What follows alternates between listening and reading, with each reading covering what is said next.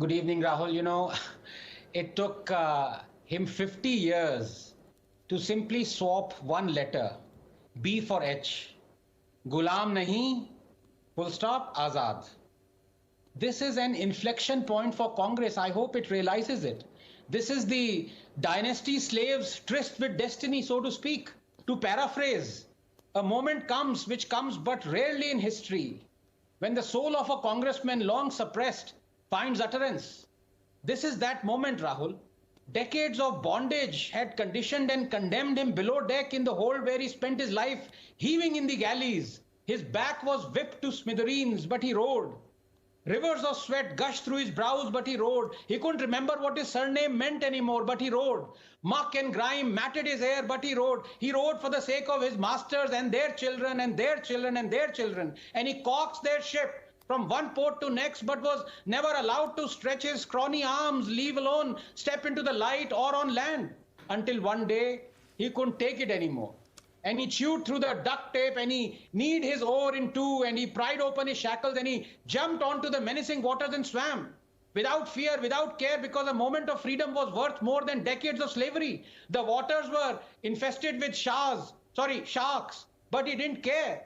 He had seen the land and the light behind it in his dreams and he swam towards it. The slave was free, perhaps to start a slave dynasty of his own or to support a slave dynasty like Kapil Sibal has. In any case, he is at long last Azad. Finally, Rahul, a word about the mothership he deserted. The Congress is special. You need to understand that Rome wasn't built in a day, and so it follows that neither was, the Romans.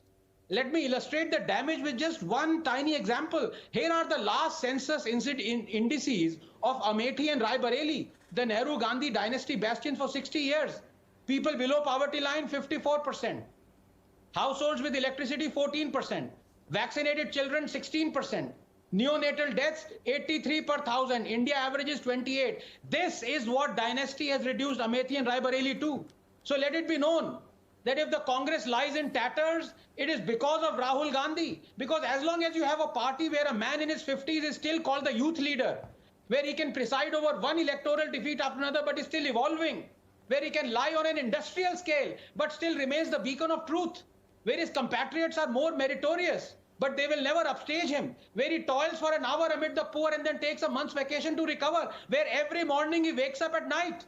As long as you have such a party, you will always have slave attrition. Rahul, just 10 seconds. I'm sure if Rahul was the captain of Titanic, he'd have steered the ship all night long in search of an iceberg to collide with. The day is not far when only Tehseen would be left supporting Rahul. Jai and Veeru, but not of Sholay, of Ram Gopal Verma ke Sholay. Thank you so much. I beg the indulgence of Mr. Kamruji, my good friend, to allow me just 30 seconds because Tehseen has said something which I may rebut. Kamruji, can I please go ahead with your permission? Yes, please. Yeah, thank you. Rahul, I don't know how many times I've lost count that I keep reminding my friends in the Congress, as Mr. Sanjay Jha has said and Tehseen has also reiterated, saying that the legacy is of freedom fighters. Tehseen said, we have a 135-year-old history of the Indian national... Bhaiya, your legacy is Indira Gandhi, your legacy is the emergency. In 1969, the real Congress, Indian National Congress, kicked out Indira Gandhi. She split and formed Congress R. R standing for requisitionist. It was Congress R that proclaimed the emergency. In 1978, no, one second. In 1978, the Congress R split again and Indira Gandhi formed Congress I standing for Indira. It was only in 1983 that the Election Commission said, all right, Congress I can be called as INC. So your legacy is Indira Gandhi and the emergency. Your legacy is not Nehru. Your legacy is not Patel. Please. Good evening, Navika, and good evening to all my fellow panelists. There are two issues here, Navika, and I'm glad that you touched upon something other than the PM security, which I will harp on just in a minute. But we have to look at the larger picture here.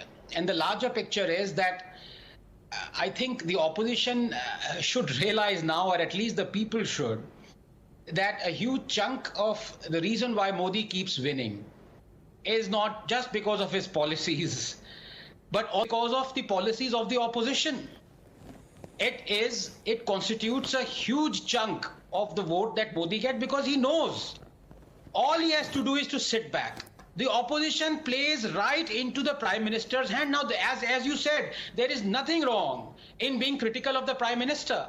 The problem comes when you are critical on the wrong issues and full and brimming with agenda. You forgot, you talked about Rafale, you talked about Pegasus. Navika, you forgot about Justice Loya.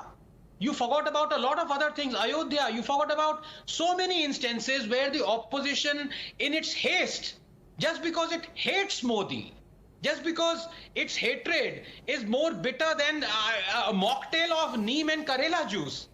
And that is what Modi knows. Modi knows that sooner or later what happens is that the hatred for him transmogrifies into hatred for India.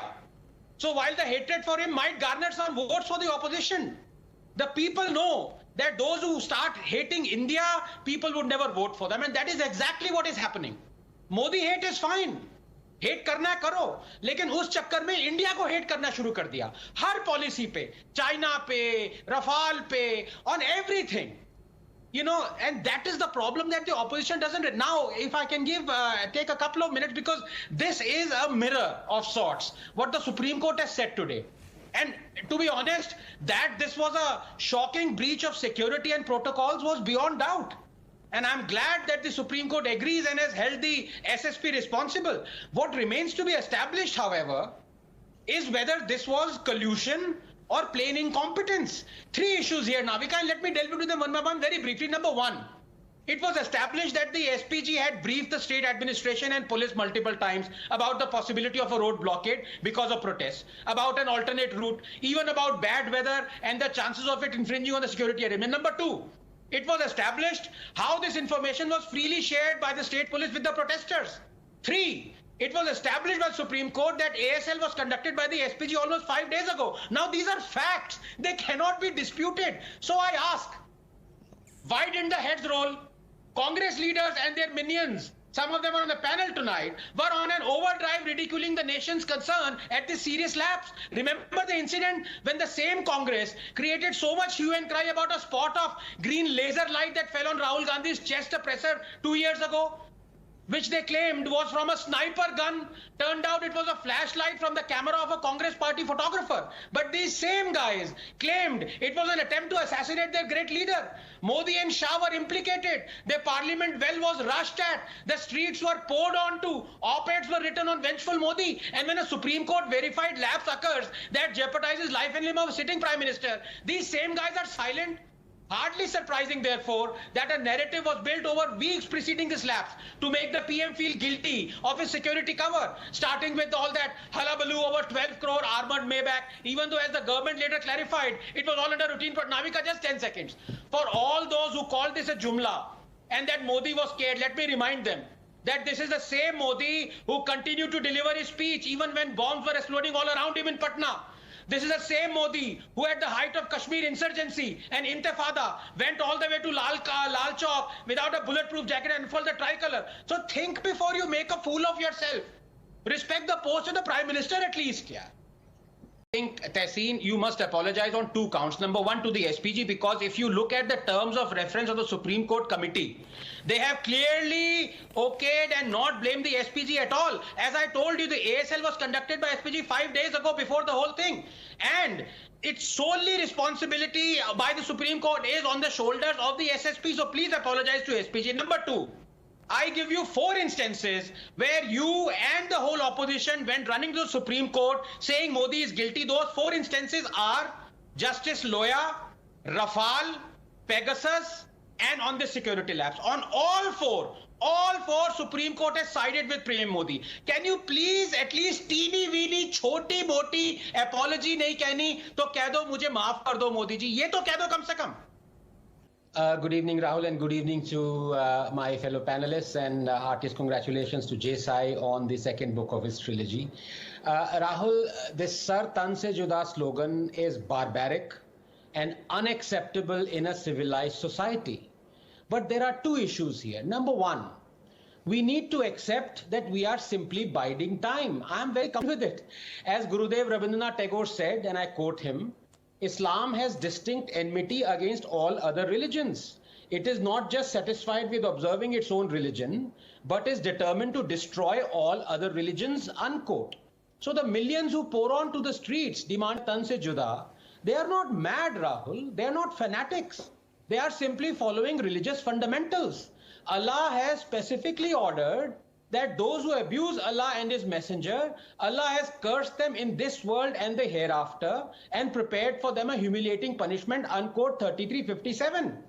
And that the penalty for those who wage war against Allah and His Messenger, the crime Ayatollah Khomeini accused Rushdie of all those decades ago, is that they be killed 533, unquote. For 1.8 billion Muslims, Allah's word is inviolable. We need to understand, anyone who is perceived to have blasphemed will sooner or later meet the fate of Kamlesh Tiwari and Samuel Paty. It may take a day or decades, but we need to understand this. And moderate Muslims can play the victim card as much as they want, but they are the ones who are Islamophobic.